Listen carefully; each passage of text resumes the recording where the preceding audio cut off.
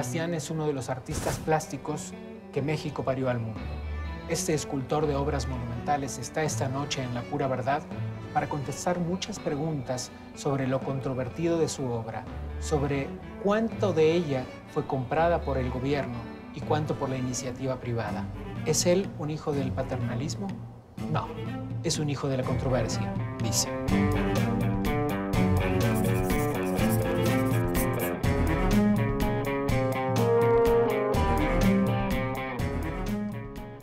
Sebastián, dijiste que tus obras son bellamente inútiles. ¿Por Bueno, qué? porque son obras plásticas, son esculturas que no sirven para nada, pero sirven, por supuesto, para el espíritu, ¿no? Me pregunto si toda belleza es inútil. No forzosamente. La arquitectura, por ejemplo, los espacios arquitectónicos, pues no son inútiles, son funcionales, ¿no? Pero hay esculturas funcionales. Hay esculturas funcionales porque pueden ser penetrables y pueden convertirse en arquitecturas. Hay un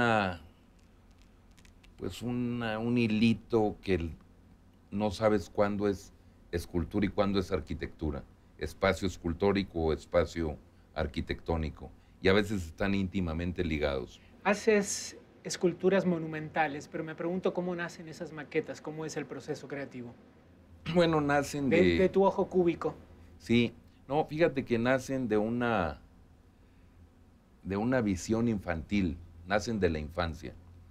¿Te acuerdas cuando jugaba uno con los carritos y jugaba con los pequeños ladrillitos? Sí, uno se ponía a escala y todo lo veía monumental. Pues nace de ahí, fíjate. Siempre que hice maquetas, me hacía más pequeño y las veía monumentales. Y soy de un estado, del estado grande de la República. Soy de Chihuahua, en donde la inmensidad es maravillosa y te hace pensar en grande, en cosas enormes, ¿no? Entonces, Pues tú eres un hombre grande. Más o menos, o sea, yo creo que dentro del... Bueno, como norteño tengo estatura, ¿no? Pero... ¿Crees que la creación artística exige una dosis de ego? Absolutamente, pero es un ego que no es el ego negativo, es un ego necesario. Primero que toda producción y creación artística necesita producirse en soledad y nadie debe de intervenir en tu creación, porque entonces tendrías que firmarla con los que están alrededor. Con quien la discutes. Con la discutas, exacto. Entonces la haces en soledad y tiene un ego profundo porque gozas, la haces para los demás y gozas cuando la disfrutan. Y eso te hace un ego exacerbado al deleite de tu propia obra, ¿no? ¿Tú crees que el arte en general debe ser subsidiado por los gobiernos? Yo creo que sí, pero que no debemos de tener esa actitud de paternalismo del gobierno para que nos resuelva nuestros problemas de tipo artístico, ¿no? Claro, porque, es decir, ¿cuál es el límite entre la subvención y el paternalismo? O la subvención y el vampirismo, es decir, vivir de eso, sí. ¿no? Lo que pasa es que hay mucha confusión y muchos colegas, desgraciadamente, se acostumbran a vivir de eso y a no producir cuando no tienen una beca, por ejemplo. Ajá. Y eso es muy triste, eso es de mediocridad. Yo creo que los artistas deben de producir primero su obra como sea, como puedan. Y ya una vez que tienen su obra, pues tienen el derecho a tener becas y apoyos, pero no mal acostumbrarse a vivir del gobierno, incluso de la iniciativa privada, para poder hacer lo que yo hice. A ver, explícame, porque ¿Qué en realidad... hice yo? Yo hice una fundación, ¿sí? ¿Por qué? Porque dije, al poner la fundación va a proteger mi obra, me va a promover, va a difundir mi obra, la va a cuidar, pero tengo que hacerlo yo, con mi propio esfuerzo y con mi propio dinero, y luego echarla a andar. Yo no necesito pedir un apoyo oficial porque lo hago yo mismo. Pero, a ver, digo, una pregunta que se hará a muchas personas que hayan recorrido al menos un poco México por carretera, y no por carretera, que hayan viajado por diferentes ciudades de México, se preguntarán cuántas obras tuyas fueran compradas por gobiernos estatales o por el gobierno federal? Hay muchas que son compradas por municipios o gobiernos, otras que son pues con tres opciones de la iniciativa privada, el apoyo de industria y el apoyo del artista mismo. Entonces haces a través de la fundación, haces una cuestión de tres partes y puedes realizar la obra. Y algunas que son encargos de iniciativa privada. O sea, he tenido encargos de todo tipo.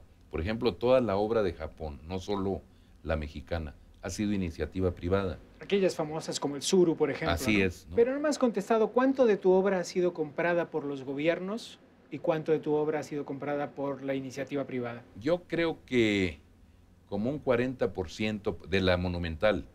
Sí, de la monumental. Por los gobiernos, sí. Y un 60% por la iniciativa privada, más o menos, ¿no? Bueno, es una buena cifra de todas formas, ¿no? Sabes que hay algunas piezas que yo tengo muy identificadas porque las he visto varias veces. Una de ellas es esta gran puerta del Arcos Milenio en Guadalajara, esta sucesión de arcos amarillos que van rotando, que no está terminada. No. Le faltan 2 arcos. Así Dicen es. que se acabó el presupuesto. Los más espectaculares, ¿no? Los más grandes, exactamente, ¿no? Ya en el 2000, cuando fue inaugurada la obra, hubo un pequeño escándalo mediático, la prensa se quejó por los 12 millones de pesos que costaba la obra. ¿Por qué no se terminó? Yo creo que es una cuestión política de cambios de presidentes municipales y de gobiernos. En México eso nos sucede que un gobierno tiene una decisión, se termina su gestión y entra otro gobierno y dice yo no voy a apoyar el proyecto de mi antecesor. Del gobierno anterior, ¿sí? Claro. Entonces, eso me pasó mucho en todo el proceso de terminar los arcos. Y luego se hizo un patronato, pero también el patronato estuvo dependiendo un poco del poder político.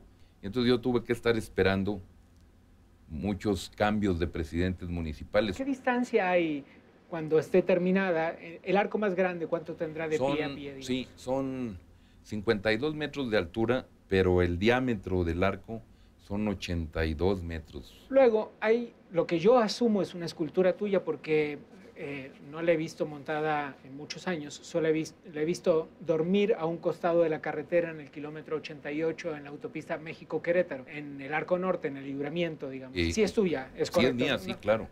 De que está ahí esperando. Bueno, la buena noticia es que alguien puede ver una escultura tuya sin terminar y en el suelo y saber que es tuya. Y se da cuenta que es mía, sí, eso está bueno, eso es bueno, ¿no? Yo creo que eso ha sido porque pues no se llevaron las piezas que se tenían que llevar de mi taller en el momento preciso y se llevaron solo esas y fueron quedando, se cambió 2 sexenios que cambiaron y todo se quedó ahí y yo me quedé esperando con las piezas cortadas, con los procesos y ya no pasó nada, ¿no? Incluso volví al siguiente gobierno a decir, está eso. Yo ahora sí que me puse de pechito, háganme un contrato nuevo para que la puedan continuar y que la terminen. Y se hizo todo y no pasó nada, ¿no?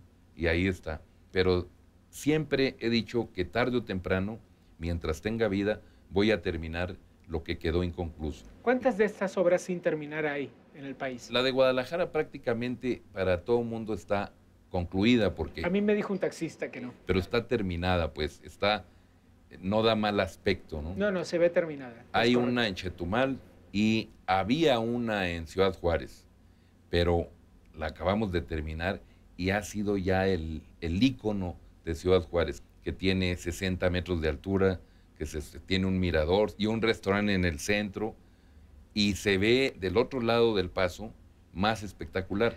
Dijiste que si no hay controversia, no existes. Eso es cierto porque... definitivamente eres un artista controvertido. Controvertido. Mucha de esa controversia viene justamente por venderle obra al Estado, es cierto. Sí, pero también viene porque son obras súper monumentales que no todos los días las puedes hacer y porque cuestan caras y por 1000 cosas, ¿no? Pero también por la estética, porque dice, no, eso, ¿qué es ese mamotreto? Como decía María Félix del Caballito. Después dijo, bueno, es de sabios equivocarse, ¿no? Cuando no hay controversia quiere decir que está digerido lo que haces, que a nadie le interesa. ¿Siempre el arte debe ser hijo de la controversia? Yo creo que sí, y siempre a través de la historia lo hemos vivido, lo hemos notado. En todas las, en la pintura, en la escultura, la Torre Eiffel es una controversia histórica, ¿no? Es la madre de las controversias. La digamos. pirámide de Pei, el Pompidou, el Museo del Pompidou, todos han tenido controversia y son íconos ahora de esa gran ciudad, ¿no? Sebastián, ¿por qué siempre te vistes de negro? Bueno, porque yo uso el color como expresión fundamental y el color está allá, el color yo lo saco de mi emoción y lo planteo y yo como persona debo estar más neutro. ¿Y por qué dejaste de llamarte Enrique Carvajal para pasar a Sebastián? Bueno, es una historia de vida, es una historia real que tiene 3 momentos. Primero, mi maestro de escultura, cuando era adolescente, me quedé dormido en mi clase de escultura y dio una clase sobre San Sebastián de Botticelli y me empezaron a decir San Sebastián. Pasó como un año y en una comida a los republicanos españoles viene un gran personaje y me dice, oiga, usted se escapó de un cuadro. Digo yo, ¿de cuál? Dice, de San Sebastián de Botticelli. Y era don Carlos Pellicer. Se fue y todavía eso pues no entendía yo qué estaba pasando. Y entonces, a la tercera, vino una crítico de arte que hizo una nota sobre mí como E. Carvajal. Dice, un joven mexicano que se asemeja a un San Sebastián de Manteña. En ese momento sí yo me preocupé porque dije, bueno, el santo me persigue. ¿Y qué tal si lo cambio? Y empecé a ver el nombre como imagen gráfica. Y Sebastián es contundente.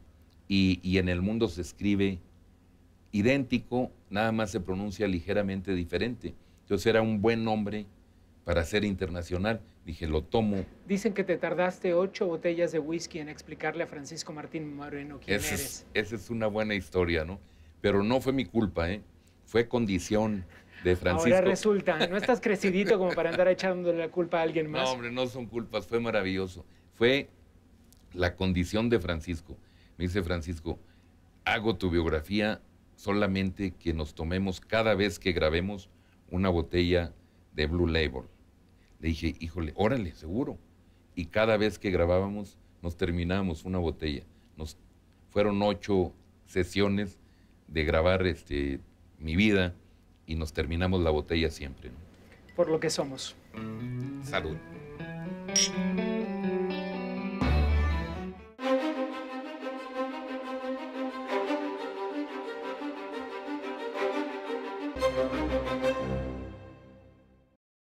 Según datos de la Secretaría del Trabajo y Previsión Social, el promedio acumulado del salario mínimo real en México entre enero y octubre de este año fue de 57.94 pesos al día por una jornada laboral de 8 horas.